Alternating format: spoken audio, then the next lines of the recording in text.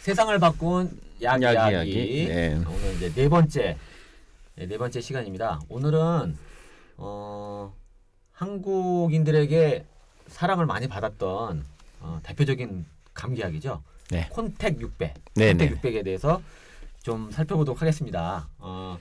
콘택 600은 아마 2000년 전까지 아마 우리나라에서 상당히 많이 팔린 의약품 중에 하나였던 것 같아요. 그죠? 제일 유명한 감기약 중에 하나죠. 네네. 아마 이게 뭐 텔레비전 선전에도 많이 나왔었고. 네. 지금도 지금도 콘택 600을 사러 오시는 환자분들이 아주 가끔 있죠. 네. 지금 이름이 바뀌긴 했는데 네. 앞에 콘택이 똑같아가지고. 네, 콘택 골드라고 성분도 바뀌었는데도 지금도 콘택 600을 찾으러 오시는 분들이 꽤 계십니다. 그래서 그 대표적인 어떤 감기약이었는데 여기에 있었던 이제 성분 중에 하나가 그 페노프로파놀 아민이라고 보통 약자로 이제 PPA라고 많이 하는데. 네네. 이게 이제 문제가 돼서 우리나라에서 이제 우리나라뿐만 아니라 전 세계에서 이제 퇴출이 되고 이제 더 이상 더 이상 사용이 되지 않는데 오늘은 그 콘택 600 네. 그 안에 들어있던 좀 PPA를 좀 살펴보고자 합니다. 먼저 이 콘택 600에 대표 들어있었던 네. 이 페노프로파놀 아민 이 부분들이 대체 어떤 약이었고 대략 어떤 작용을 많이 했었죠? 이제 원래 이제 유명하게는 이게 이제 PPA가 두 가지로 썼는데요. 하나는 이제 감기약, 콧물 감기약, 하나는 이제 식욕 억제하는 비만 치료제. 이렇게 두 가지로 이제 오랫동안 뭐 우리나라뿐만 아니고 전 세계적으로 많이 사용했었던 약입니다. 이게 그 문제가 됐던 게 아마 미국에서부터 일단 문제가 됐고 제가 알기로는 아마 미국 뭐 예일대학교 거기서 네네. 아마 보고서가 나와서 이 부분들이 아마 미국 FDA가 그쵸. 그 허가를 취소한 것 같은데 요 전개 과정을 좀 자세히 좀 말씀 좀 해주시겠어요? 네, 이제 시작은 아마 1996년 예일대학교 쪽에서 이제 이런 그런 환자분들 이제 추적 조사하는 과정에서 이제 내용을 발표했는데요. 그때는 크게 두 가지였습니다. 이게 이제 여성분들 중에서 이제 식욕 억제제 비만 치료제를 드셨을 경우에 이제 출혈성 뇌졸중이 이제 발생한다. 더 많이 발생한다 하나하고 그다음에 이제 콧물 감기약 여기 또 똑같은 PPA가 들어있는 건데 요거를 지속적으로 계속 장기간 먹었을 경우에 또 출혈성 뇌졸중이 이제 발생할 수 있다. 이렇게 해서 그 내용이 1996년도 이제 예일대학교에서 발표했던 내용부터 시작을 했고요. 이제 본격적으로 된 거는 이제 미국의 FDA, 미국에서 이제 의약품을 관리하는 관청인 FDA에서 2000년도 이제 한참 좀 시간이 지난 거죠. 네, 2000년 11월 정도에 이제 예일대학교가 이제 발표한 그 내용을 인정을 하면서 2000년 11월 경부터 이제 FDA에서 그 PPA가 들어있는 이제 의약품들을 사용을 안 하는 거를 이제 공고하고 이렇게 시작을 하면서부터 이제 퇴출되기 시작을 합니다. 그렇군요. 그래서 아마 저도 그 사실을 대략 그 기사를 알고 있는데 그 우리나라 같은 경우에도 아마 미국 FDA에서 그 이제 그 PPA 성분을 더 이상 사용하지 말라라고 이제 그 식약처에서 이제 더 이상 그 판매 금지 조치를 내리고 난 다음에 우리나라에서도 나름대로 조치가 있었던 것 같은데 아마 조치했다가 뭐 해금했다가 다시 또 재차 일어났던 과정이 있었던 것 같아요. 우리나라에서는 좀 어떤 식으로 좀 전개가 되었었나요? 이제 2000년 이제 11월 그 미국 FDA에서 이제 PPA 관련된 이제 그 내용이 이제 사용을 안 하도록 이제 공고하는 게 나오고 난 이후로 그 당시에 2000년 11월에 우리나라 이제 식약처죠. 우리나라 식약처에서도 관련된 내용들을 이제 5개월 동안 이제 추적 조사를 하게 됩니다. 그래서 2001년 봄에 한 5개월 동안 지나서 한 4월 정도에 이제 결과가 나와가지고 식약처에서 발표를 어떻게 하냐면 1차적으로는 이제 PPA가 들어있는 식욕 억제제 비만 치료제는 당장 이제 사용 못하게 하고 그다음에 이제 감기약인 경우는 PPA가 들어있는 뭐 콘택골드라든가 뭐 콜민정 그다음에 이제 뭐 그다음에 시노카 S 이런 감기약들인 경우는 PPA가 이제 100ml 정도를 기준으로 해가지고 가능하면 고함량인 100ml는 사용을 못하게끔 하는 거 정도로 하고 해가지고 2001년 이제 4월달 정도에 이제 그 정도 내용이 나오는데요. 그게 조금 한 3개월이 지나서 2001년 이제 한 7월경에 이제 식약처 쪽에서 어떤 게 나오냐면은 그 약간의 이제 PPA 이제 비만 치료제는 퇴출이 됐고 감기약은 이제 약간 임시적으로 이제 생산이나 판매가 중단됐던 건데 그거를 2001년 그 한 7월경쯤에 이제 다시 100ml 미만, 한 75ml 정도를 저함량이 들어있는 감기약은 이제 사용하도록 이제 허가가 다시 납니다. 중단됐다가 다시 나고 대신 이제 뭐 추적 조사라든가 부작용 모니터링을 더 이제 확실하게 하고 뭐 이런 형태로 이제 내용을 하면서 다시 그 약이 75ml 정도만 들어있는 감기약들이 전국의 약국들에서 다시 이제 생산 유통이 되면서 예 판매가 되기 시작을 합니다. 그렇죠. 요즘 뭐 라니티닐이라든지 네. 뭐 발사르탄 이런 거기서 사례를 보면은 그 당시에 기준 좀 약간 이례적이긴 하네요. 네, 그렇죠. 근데 이게 제가 알기로는 2003년도에 아니 2003년도 맞죠? 2003년도에 뭔가 이 감기약 PPA 때문에 문제가 생기고 그걸 통해서 또 2004년도에는 다시 또 뭐 네. 다시 또 뭐 뭐라 그러죠? 다시 뭐 중단. 다시 생산 중단 이런 것들이 있었던 것 같은데 요분들은 어떻게 된 건가요? 이제 우리나라 국내 이제 관련 자료도 제가 좀 찾아보니까 저희 나라 같은 경우도 이제 그 PPA 관련돼 가지고 98년도 정도에 이제 이런 콘택골드, 콘택 600 이제 감기약 예. 이제 관련돼서 이제 보고가 되기 시작을 하는데 결정적인 것도 이제 환자 한 명이 98년도 정도에 이분은 이제 PPA 75ml가 들어있는 비만 치료제, 식욕억제제를 먹고 병원에 와가지고 이제 뇌출혈이 됩니다. 근데 이제 그 의사 선생님께서 이 환자를 관련된 약물이라든가 추적 관리해 보니까 이분은 이제 PPA 관련된 식욕 억제제를 먹고 뇌출혈이 일어났다 이렇게 돼가지고 그 보고를 2001년도 정도에 이제 그 의사들 학회지 보고를 하고요. 그래서 이제 2003년도에 의사분들이 이제 심포지움을 할 때 PPA가 들어있는 감기약이 지금 우리나라 약국에서 팔리고 있는데 이게 좀 위험하다 이런 지적이 있었고요. 예. 그 다음에 이제 그 2004년 봄쯤에 우리나라 이제 그 소비자보호원, 우리나라 소비자보호원 쪽에서도 5월달에 이제 PPA 감기약 성분이 출혈성 뇌졸중을 이제 유발할 수 있으니까 요거 자체를 좀 사용이 되지 않도록 해달라고 정부기관 식약처에 이제 이렇게 공고를 합니다.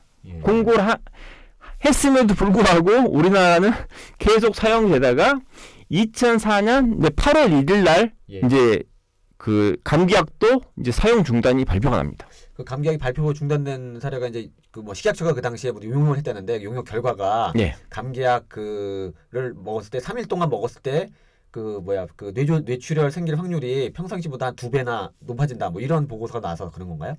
네네 그렇죠. 그래서 이제 그 전에 식약처는 그다음 뭐 중간에 한번 허가를 했잖아요. 중단했다 허가를 하면서 식약처 입장은 어땠냐면은 이 저함량에 조금 들어있는 PPA가 들어있는 감기약을 먹었을 경우는 한 5일 정도만 지나게 되면 다시 괜찮아지기 때문에 계속 사용된다 이런 논리를 가지고 2001년부터 2004년까지 거의 3년 동안 전 국민들이 PPA가 함유되어 있는 감기약을 전국에 있는 약국에서 사가지고 먹고 그다음에 뭐 이제 그런 상태가 한 3년이 유지가 됐던 거죠.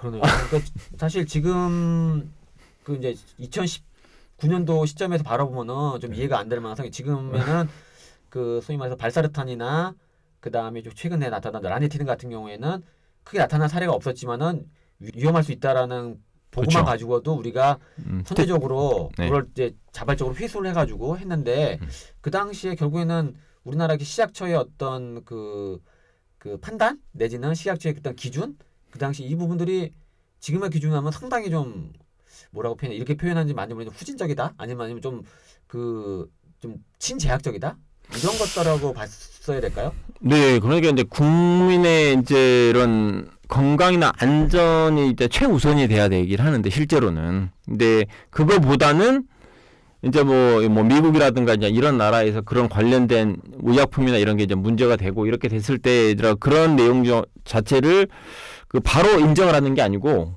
또 우리나라가 그 의약품을 가지고 다시 또 실험을 하고 추적 조사를 해서 결과물을 만들고 해야만이 이제 인정이 된다. 좀 이런 타입으로 한 것 같아요. 그 당시에는. 그러다 보니까 거의 지금으로 놓고 보면 3년 동안 국민들을 약간의 이제 그 위험에 빠질 수 있는 의약품을 그냥 허가를 해서 판매가 되도록 놔둔 거죠. 결국은.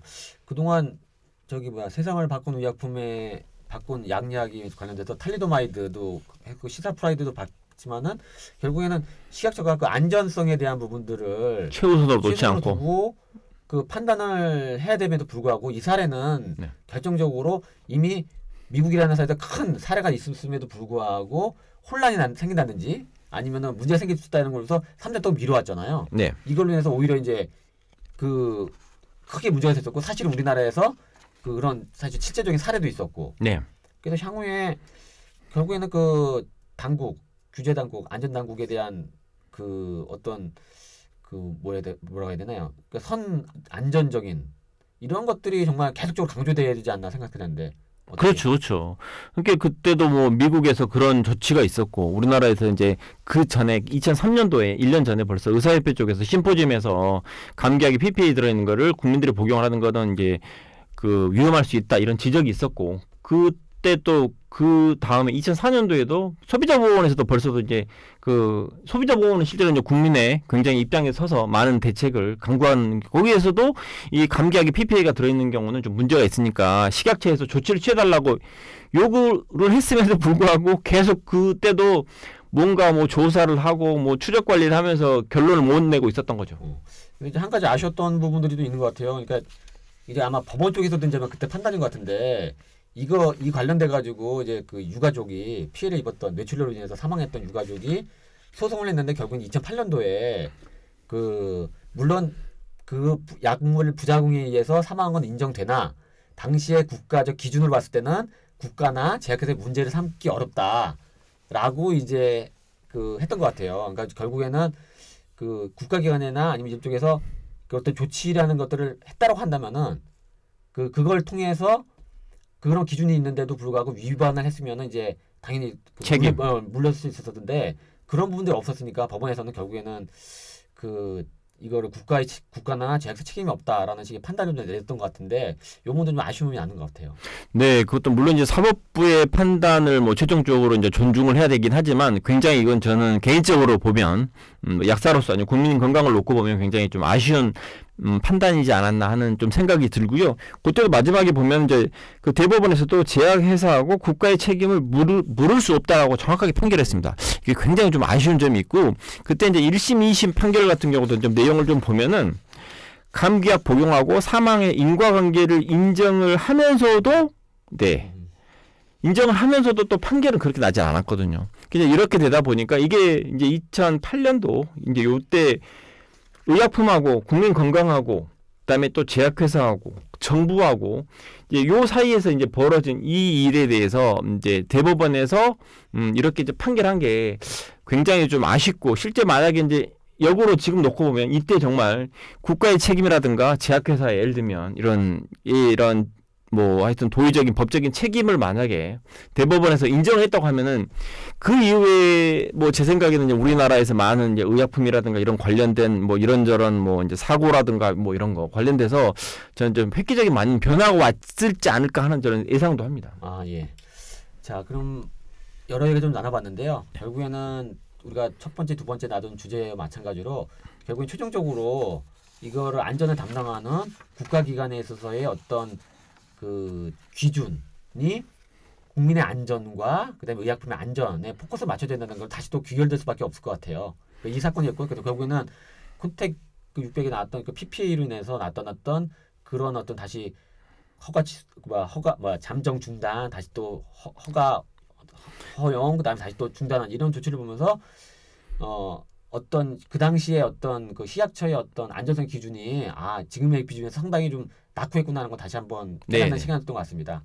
자, 그러면 오늘 세상을 바꾼 약이 콘택 600에 들어있던 페노프로파놀라민 일명 PPA 관련돼서 살펴보았습니다. 다음에는 또 다른 주제를 가지고 살펴보도록 하겠습니다. 그동안 수고하셨습니다. 네, 감사합니다.